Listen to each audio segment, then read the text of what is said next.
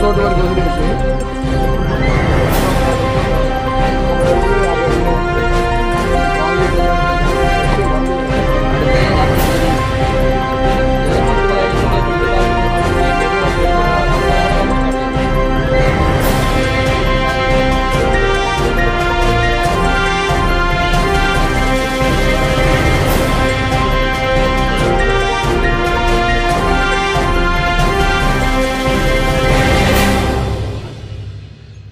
మాకు ఇంద్రమ్మ కాలనీలో వెనక బజార్కి మాకు ఒక రోడ్ లేదు, ఒక కరెంట్ లేదు. మాకు ముసలి మాకు ఆర్థికంగా ఇబ్బంది పడుతున్నాం. నాకు ఎన్నిపోసలు అరిగిపోయి ఆపరేషన్ చేయించుకుందాం అంటే డబ్బులు వాడలేదు, ఊహినే తిరిగి వచ్చా.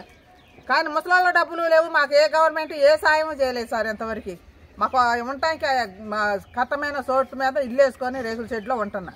సంవత్సరం సార్ నాకు ఆరోగ్యం బాగాలేక మా పచ్చివాతం వచ్చింది.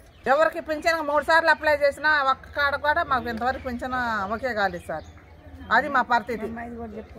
మాకు నా బిడ్డకి భర్త చచ్చిపోయి ఇప్పుడు 4 సంవత్సరాలు సార్. ఇంతవరకు ఎన్నిసార్లు మేము పెట్టినా ఇదిగో వస్తాయి అంటున్నారు. 2 పిల్లలు ఏముంటానికి రేకుల చెట్టు తప్ప ఏమీ లేదు వాళ్ళకి.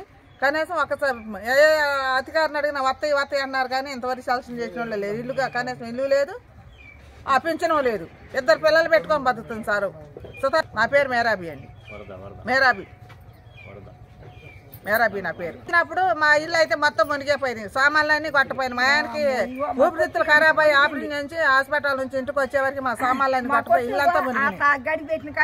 ఆపరేషన్ చేయించుకున్నాడు అవంతనే తీసుకొని వచ్చి ఇల్లంతా మాకు వరద మొత్తం బురద మొత్తం బాగా గ్యాస్ పండ్లు పోయినాయి, సామాన్లు పోయినాయి, మొత్తం కొట్టుకొని పోయినాయి.